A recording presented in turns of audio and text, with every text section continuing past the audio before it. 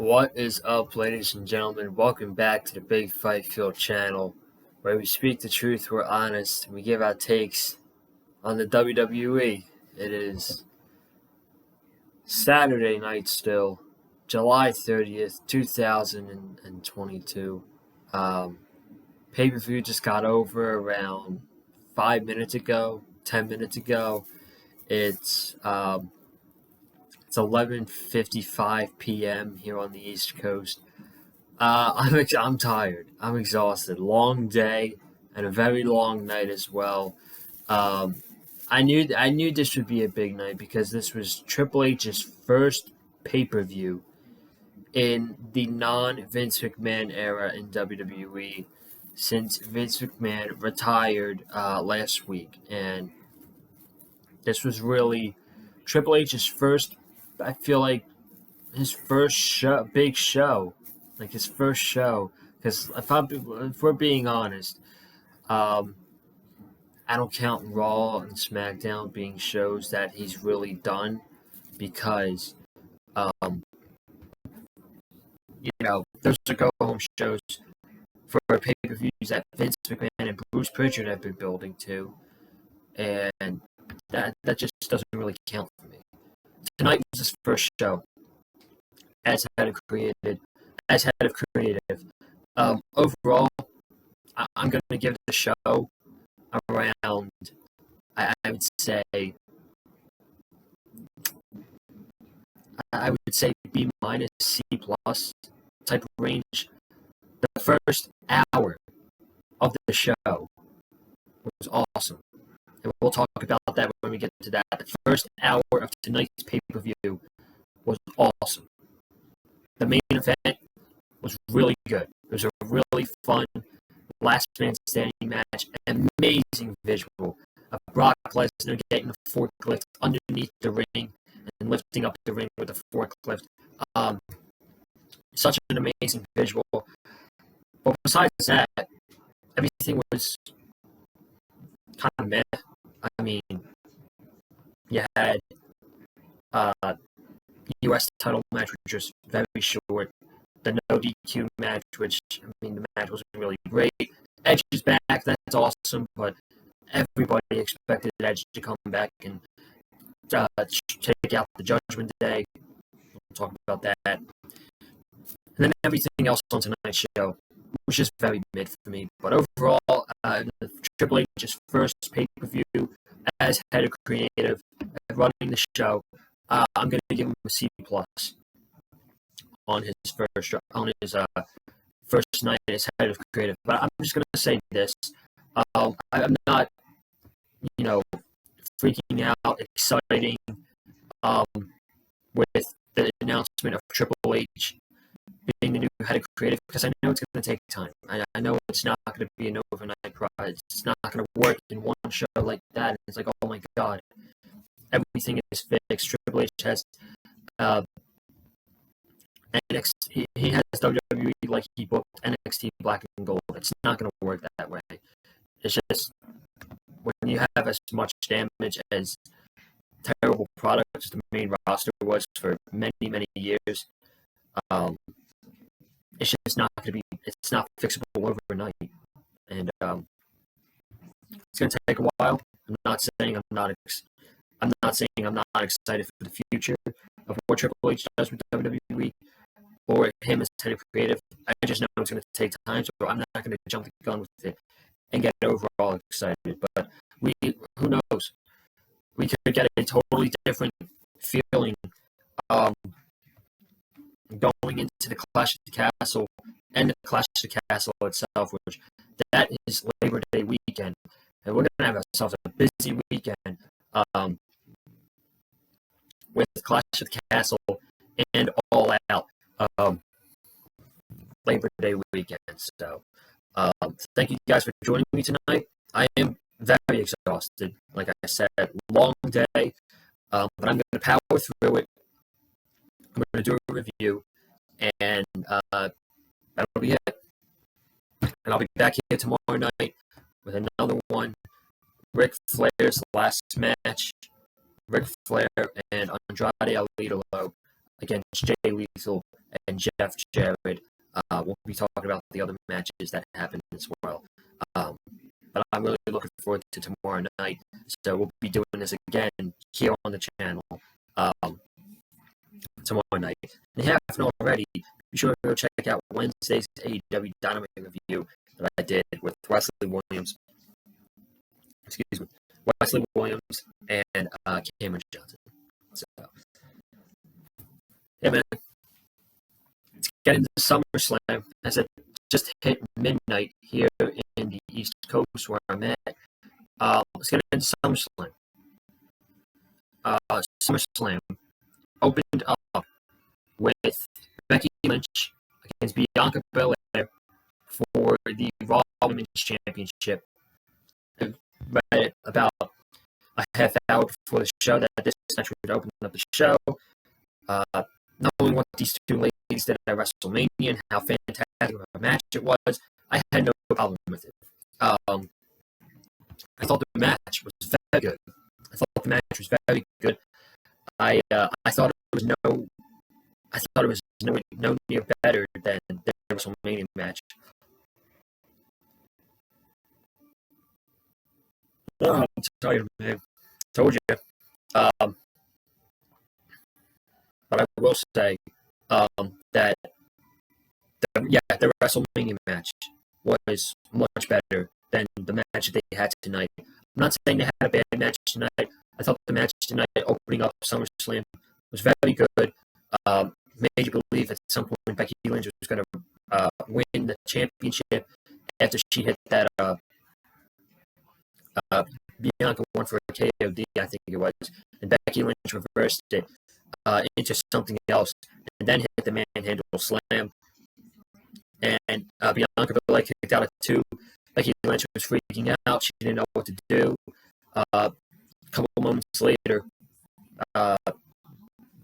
Bianca hit a KOD outside of the ring to Becky Lynch, rolled her in the ring, and hit another KOD, this one in the ring, and this was a really good KOD from Bianca Belair. She gave a lot of oomph into that one, you could tell. And Bianca Belair retained the Raw Women's Championship after the match. Right move, right decision. Bianca wins. And after the match, she's holding up the championship. She's celebrating. And I'm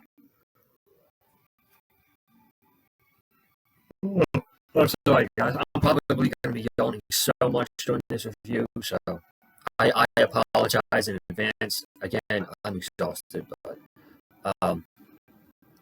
so after the match, Bianca's music goes off. Becky Lynch is standing there. I believe she hurt her shoulder during the match. I can't remember what spot it was, but I saw the replay of the ending, and she was holding her shoulder while in the cover. So I believe Becky Lynch hurt her shoulder. Hopefully she's fine, but since her right shoulder was hurting, at the end she went face to face with Bianca Belair, and she extended her left hand. I can't help it, man. I'm sorry. She extended her left hand, and Bianca went to shake her hand. They hugged after the match. They exchanged a couple words. Becky left the ring and let Bianca Belair have her moment up on the top rope. And then all of a sudden, out came Bayley. Yes, Bayley tore her ACL last year while training, and now she's back.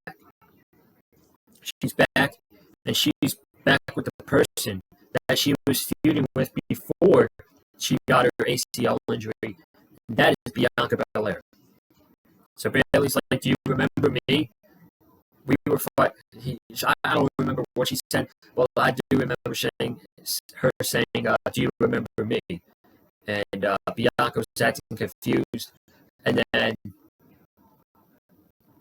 Bayley is just standing on the aisleway, and her music goes off for a second, and then all of a sudden, Dakota Kai comes out, and I was stunned because Dakota Kai was released a couple months ago. I can't remember when it was, but Dakota Kai was recently released from WWE, and then now all of a sudden she's back.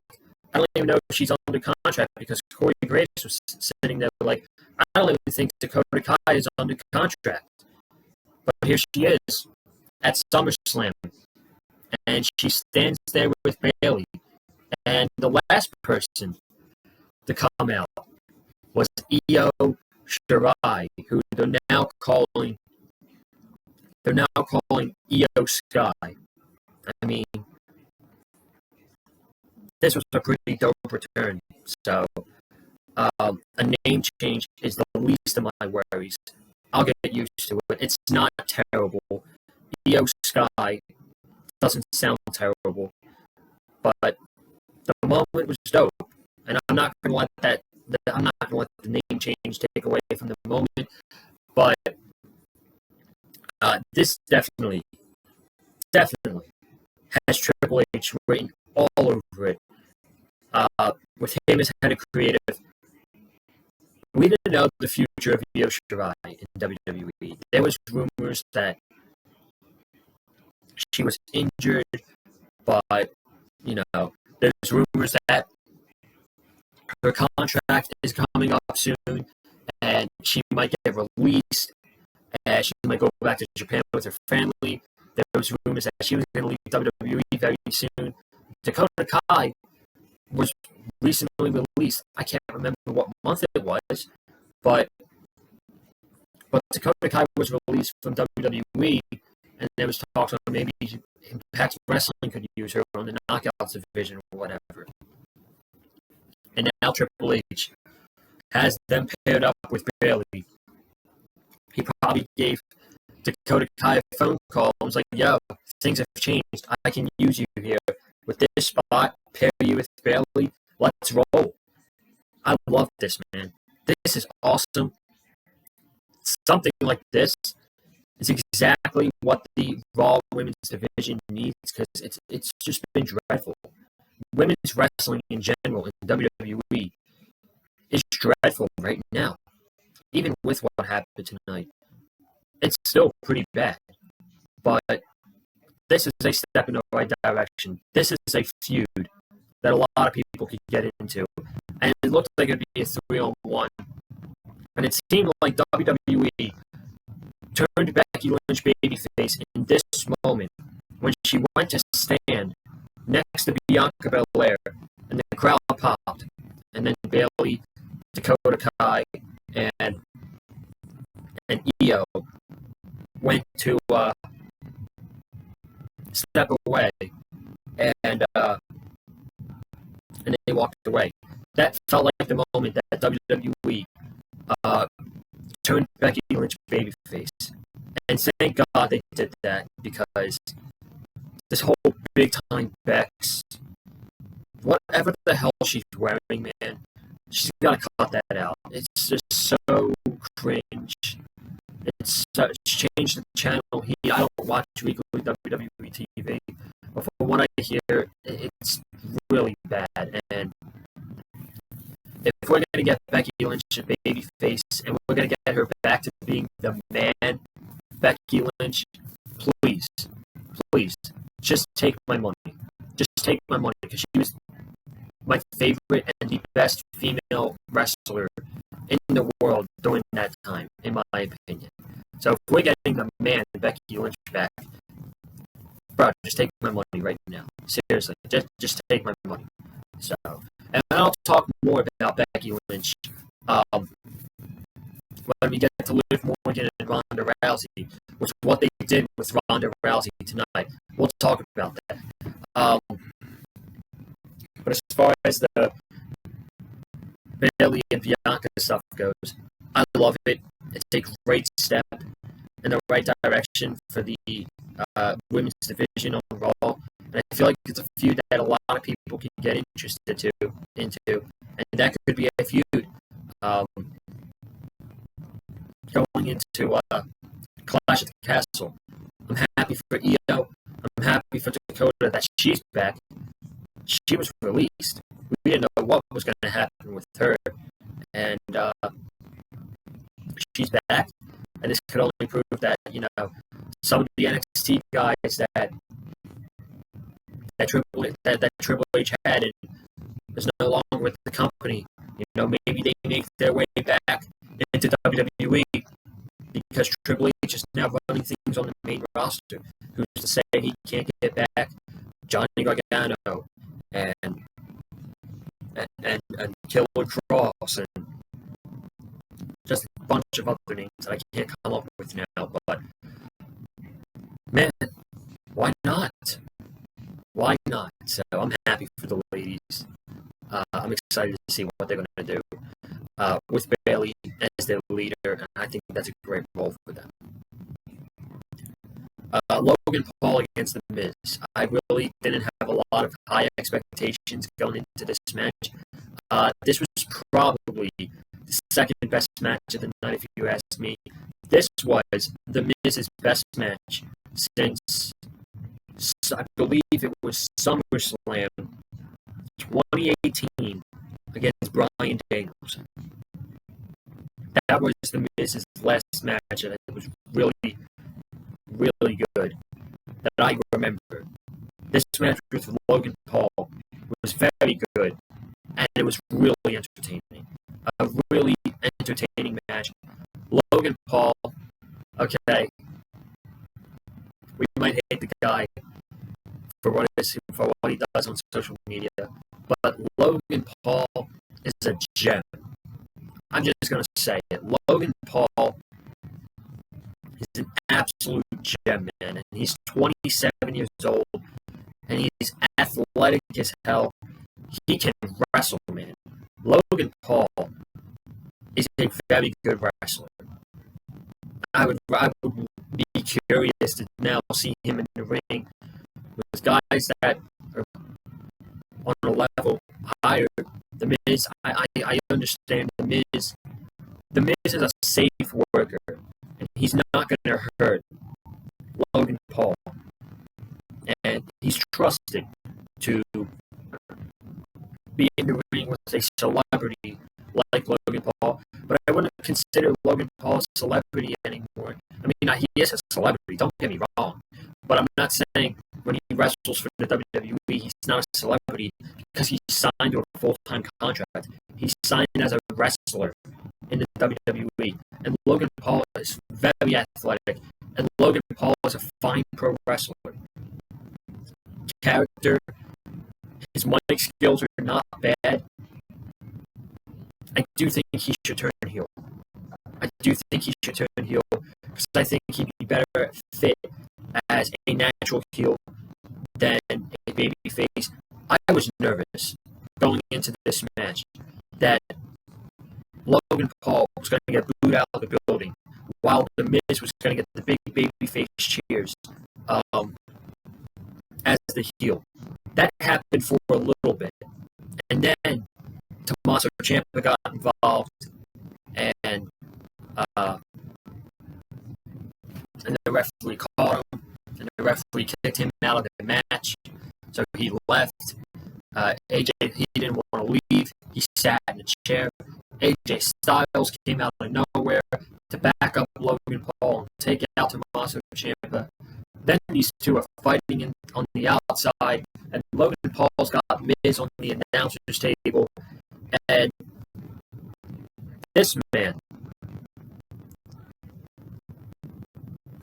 is getting screamed at by Maurice, and he's screaming at Maurice back.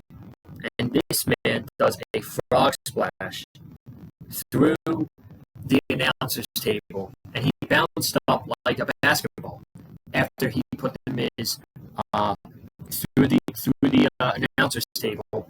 That was freaking awesome, man. That was awesome. Shit like that. AJ Styles coming out to back up. No one's booing AJ Styles. Doing a top rope frog splash through the announce table. That's how you get Logan Paul over, man. they did a really, really good job at getting Logan Paul over as a babyface, because I didn't believe it going into the night. But hey, Triple H succeeded, man. So credit to him, I guess. Logan Paul then won the match with a skull-crushing finale to The Miz.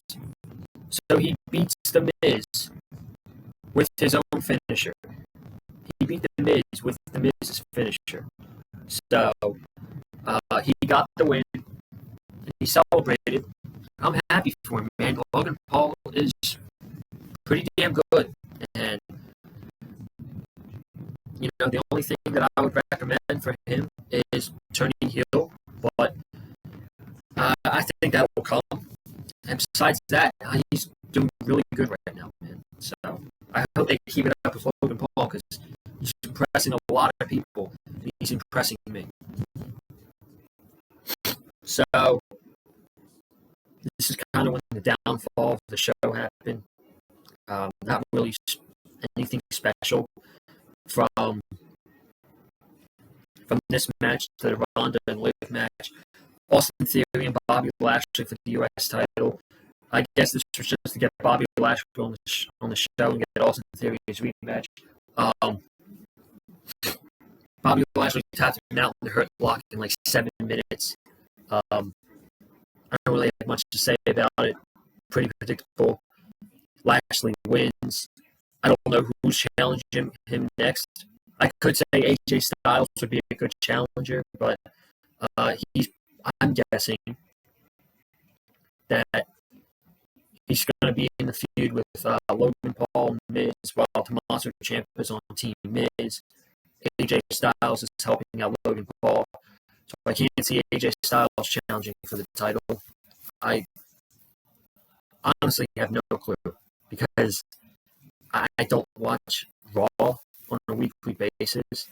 And I'm probably not going to for a long time with football season coming up. But I don't know who on that Raw side could challenge Bobby Lashley for the U.S. title. Time will tell, I guess. Time will tell. The Mysterios against Judgment Day. This was Finn Balor, Damian Priest. They were out there with Rhea Ripley. The presentation of their entrance was really cool. They had the lights darkening out, lights on all three, Balor, Ripley, and Priest. Their entrance music is still The Other Side by Alter Bridge. So I like that presentation. I wasn't a fan of this match. I mean, this was no disqualification, and they're on the outside apron making tags and all this stuff, and the only weapon they're using is a steel chair. Why did this match even happen tonight? I understand, but if you book this match, which I followed it, even though I don't watch Raw, I follow and see what happens. You had a tag team match on Monday. Why couldn't you just have Edge come back on Monday and take out the Judgment Day then? I don't really understand that, but we all knew Edge was coming back tonight. It was just a matter of when. The vignettes played. We all knew it was him. So he came out to the Brood entrance. Really cool. And he squashed Damian Priest and Finn Balor. And the Mysterios hit the 619. Ray went for the splash. And I don't know what happened. He usually goes to the top turnbuckle for the splash. This time, he just dove over the top rope, and it looked like he slipped off the top rope. So thank God he's okay. They had issues with the top rope for a couple matches. Mostly in the Pat McAfee match. There were a couple botches there, but I don't know what happened with that. Rey Mysterio completely missed the top rope for the splash. But bigger picture, Edge is back. Are the Mysterios going to stay in this feud? I wouldn't see a need for them to, because they've already beaten the Judgment Day twice. They beat them this week on Raw, and they beat them tonight at SummerSlam. So I wouldn't see the point of the Mysterios staying in this feud. For what reason? For what reason? And I could see them building Edge against Finn Balor at Clash of the Castle. And the last thing I'll say about Judgment Day is ever since they got broken up by Edge, Vince McMahon and Bruce Pritchard booked this faction like complete jabronis, like complete losers, like they don't mean anything on the show. Finn Balor is a Triple H guy. Damian Priest is a Triple H guy. We need better booking of these two guys, the group in general, because they're too good to be treated like jabronis on Monday Night Raw, especially Finn Balor. So, and what's with the long tights? Finn Balor never wrestles in long tights. That's ridiculous. Get back the trunks. These long tights don't. It's just not a Finn Balor thing, I guess. But those were all the Raw matches tonight. We moved on to the SmackDown matches. And the first match was Happy Corbin and Pat McAfee. And even though Pat McAfee got the win, this was not his best performance. Preferably, in my opinion, this was probably Pat's worst match. I love Pat. Pat is great, but I'm just being honest. The best thing about all of this was the entrance. So Corbin is going through his entrance, and we start to hear Bomb-ass Corbin, Bomb-ass Corbin, and at the top of Nissan Stadium, there was an entire crowd, an entire choir singing Bomb-ass Corbin. They were all singing Bomb-ass Corbin. I'm going to call him that every time now, because the guy is boring. He's not a terrible wrestler, but the guy's just boring, and he makes people bored. And I'm just going to call him Bomb-ass Corbin from now on. And I could see them. I could see people keep calling him that for a very long time, and he got annoyed by it. Then they stopped it, and they sang Pat McAfee to the ring with "Oh, oh, oh, oh." I think that was his theme rhythm. I'm not even sure. That was the best thing about all of this was the entrance. The entrances were the best thing about everything that happened here. The match was fine, I guess. The match was very sloppy, though. It is what it is. McAfee tried to leap to the top rope. He almost slipped. I think Corbin caught him and saved him there so that he could complete the suplex to Corbin. McAfee, you know how he does his signature jump onto the top rope to deliver a suplex. He slipped, and Corbin caught him so that he could deliver the suplex. He then went for a swan time on the outside, and he lost his footing. McAfee lost his footing. He was able to regain it and hit the swan time, and Corbin did not catch him. Corbin really didn't catch him, and McAfee bounced onto the ground pretty hard. And then at the end, we got McAfee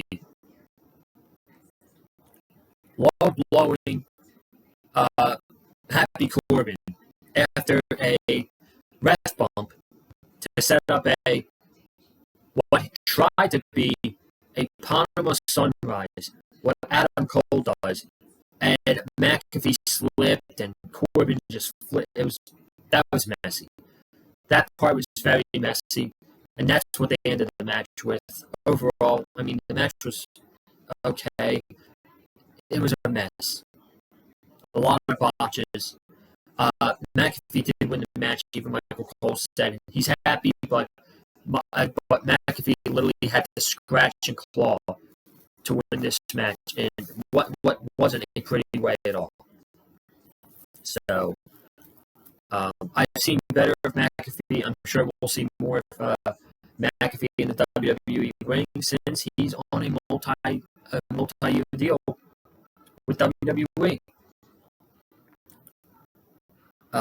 The Usos against the Street Profits again for the Undisputed Tag Team Championships. Double J, Jeff Jarrett was the special guest referee, and my man Double J's got a busy weekend ahead of him, man. Tonight he had to call the match right down the middle. Tomorrow night he's going to be a part of history with Ric Flair's last match. Again, cheap plug. We'll be back here tomorrow night to talk about Ric Flair's last match. I'm very excited for it, and history will be made tomorrow night. Ric Flair going to do it again one more time. But the Usos and the Street Profits, I don't know what it was. Something was off. The crowd really wasn't into it as much as the Money in the Bank crowd was. I can't remember where they were for Money in the Bank. I think it was like Las Vegas or something. Las Vegas, Los Angeles, one of those cities.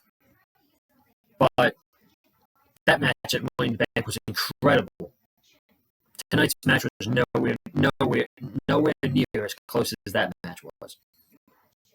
And I absolutely expected Jeff Jarrett to take a ref bump, Sami Zayn to come down, as it looks like the Street Profits are going to win, and help the Usos retain the tag team titles while wearing a referee shirt. That's exactly what I thought was going to happen. The match was a clean finish. The Usos won after pinning Angelo Dawkins. And the Street Profits, man, looked really bummed out. And they sat in silence. They didn't look at each other. They didn't talk to each other. And there's been rumors that WWE might be splitting up the Street Profits to push Montez Ford as a single star. I don't know if they're still going to go through the plan with Triple H in charge at creative. I hope they don't. Honestly, I hope they don't. They could still be together. If you want to give Montez a singles run, that's fine. But just have them be together. If they want to do their own stuff, have them do it together. And kind of be a team supporting each other. I think breaking them up would be terrible for a division that's nearly dead. A division that has 5 tag teams with the Usos, the Street Profits, the New Day, the Alpha Academy, and the Viking Raiders. That's not a division. That's 5 tag teams competing for one set of titles. 2, I guess, with the Undisputed Tag Team Championships. The Street Profits breaking up would be terrible for the tag team division. And if you're breaking them up, you're pretty much just ruining the career of Angelo Dawkins in WWE because, um, unfortunately, with WWE seeing all this potential in Montez Ford, the Street Profits is Angelo Dawkins' seal.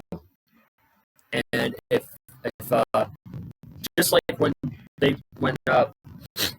WWE broke up Heavy Machinery a couple of years ago, um, if they break up the Street Profits, it's not going to benefit Angelo Dawkins at all. I don't know if WWE is going to still do budget cuts with Vince not there. My guess is yes. So I don't know. Angelo Dawkins could get budget cut, and that sucks.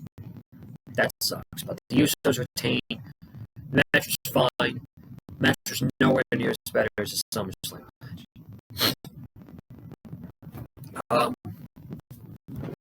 Ronda Rousey challenging Liv Morgan for the Smackdown Women's Championship. This was by far the worst thing of the entire night.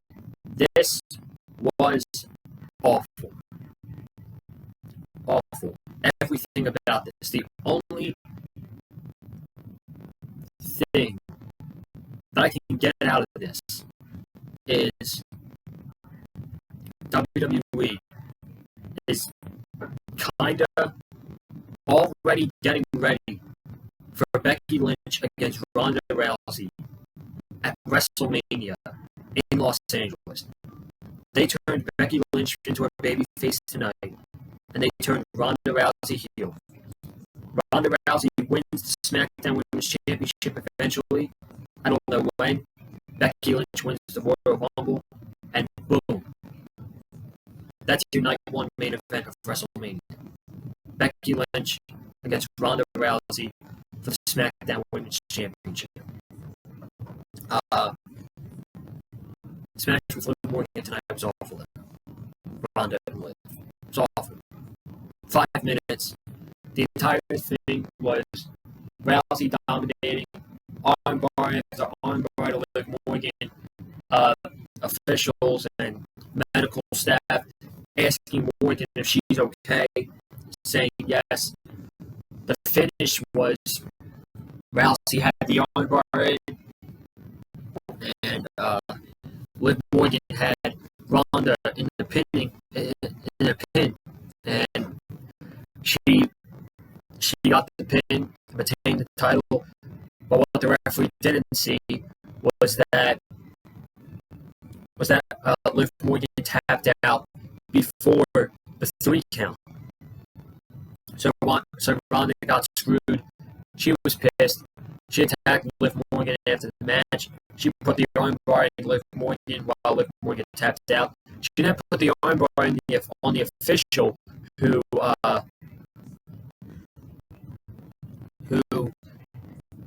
officiated the match. She even put the armbar on him, and he tapped. And no Charlotte. I was stunned. I thought for sure we would see a return of Charlotte Flair tonight. I thought if there were going to be returns tonight, it was going to be Edge and Charlotte Flair. No Charlotte. No Charlotte. Maybe she'll make her maybe she'll make her return on a non-WWE show. Maybe she'll be on the Ric Flair's last match pay-per-view tomorrow night. I doubt it, but who knows? Who knows? But Ronda's a heel. I'm not excited. I could give 2 shits about any of this. And if there's anything that I got out of this, is that WWE is already getting ready for Becky Lynch against Ronda Rousey at WrestleMania 39. Before the main event, we got a quick segment with Matt Riddle. The main event was about to happen, and Matt Riddle hijacked the show. He said, "I don't care that I have an injury in my neck. I was supposed to wrestle Seth Rollins tonight, but what my bro Randy always says is always fight back from your enemies, and he calls out Seth Rollins because he wants to fight him right now, even though his neck is about 50%. So Rollins comes out, two are brawling, and Rollins gets the best of it, hits a curb stomp on Matt Riddle, and leaves. I'm actually fine with Rollins and Matt Riddle not having a match. If they did have a match, the show would have run much longer than it did. The pay-per-view was really long tonight for WWE standards, and it just would have dragged more onto the show. But I'm cool with not having this match on the show. It gives them more of a story to tell. It gives them a couple of weeks, around 5 weeks, to build. Hold on a second. Let me hold my dog.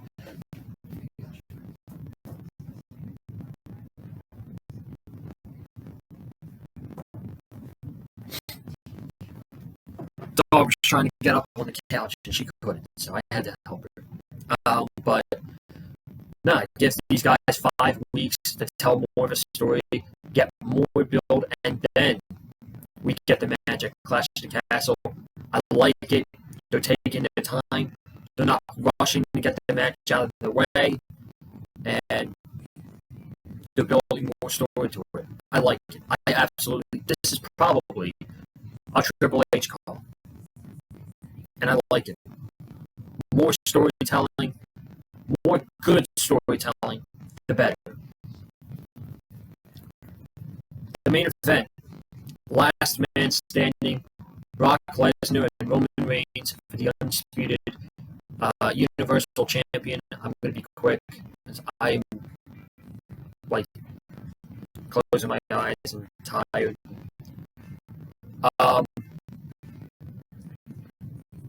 This is my opinion. You guys might not like it. That's fine. This was my match of the night.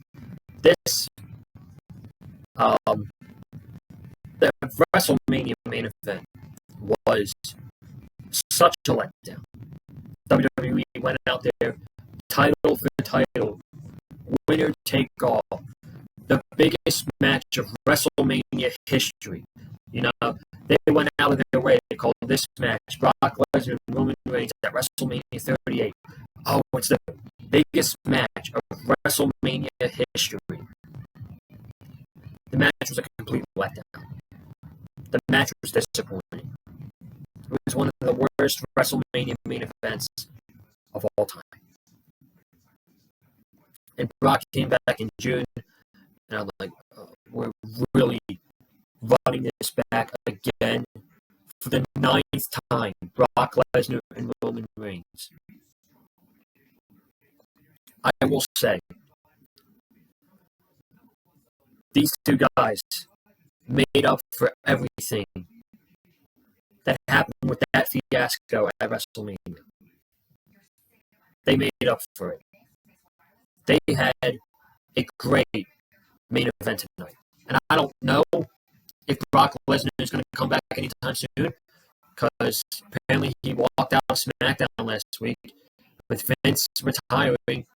And who knows? Brock might be like, fuck it. If Vince was retiring, so am I.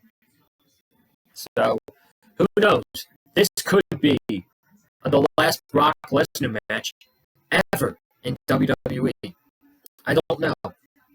But for what it was, this match was great. Brock Lesnar came out on a forklift. Obviously, the forklift was going to play a factor.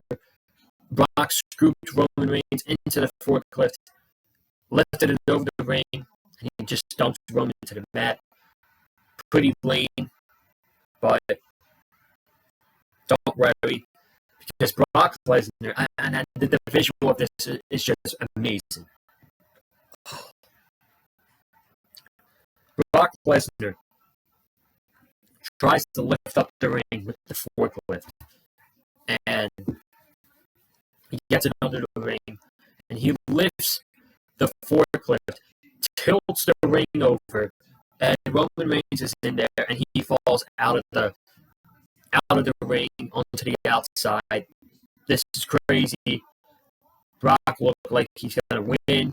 Like, they really made me believe that they had me believing that Brock Lesnar was gonna win. But the Usos came out to help. Brock fought them off. Austin Theory then came out to cash in Money in the Bank. He hit Roman with the briefcase. Brock picked him up, gave Theory an F5 onto the briefcase. So that's gone. And then Roman just hit Brock with everything that he possibly had. Spear after spear after spear. Brock got up at 9. Title shot to the head. Brock got up at 9. Another title shot to the head. Brock got up at 9. So then, Roman Reigns hits one more spear to Brock Lesnar. And him and the Usos start burying objects over Brock Lesnar. Brock Lesnar can't get up. Roman Reigns retains the Undisputed Universal Championship. No cashing from Theory, thank God. And this match was great. I loved every second of it. It was chaotic, carnage. It was a wreck. It was an absolute wreck. And I enjoyed it. They made up for the fiasco, that shitfest that happened at WrestleMania. So I'm happy with that. But overall, SummerSlam, the first show, the Triple H era, in my opinion, I'm giving it a C+. Not a terrible show. Obviously, there's a lot of room for improvement, but the main event was great. Logan Paul's match was very good. The opening match was very good. The ending of that opening match was probably the most talked about thing on the entire show. And that was it. Also, the other stuff was not really special, to be honest with you. Very, very forgettable stuff. So for that, I'm going to give the show a C+. But I thank you all for joining me tonight. Be sure to subscribe to the Big Fight Field channel. Hit the like button if you like what you heard from me in the video.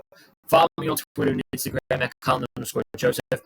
I will be live tweeting tomorrow night during the Ric Flair's last match pay-per-view.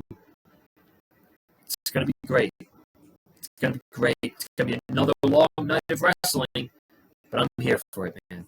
So hit the like button if you like to hear from me. Subscribe to the channel. Comment down below what you thought of tonight's episode. What you thought of SummerSlam tonight. And I'm out of here. Ooh, I can't even get the lines right, man. I'm out of here. I'll see you guys tomorrow to talk about Ric Flair's last match. I'm excited. I'll see you tomorrow night. Have a good one. Stay safe. And as always, stay classy. We out. Peace.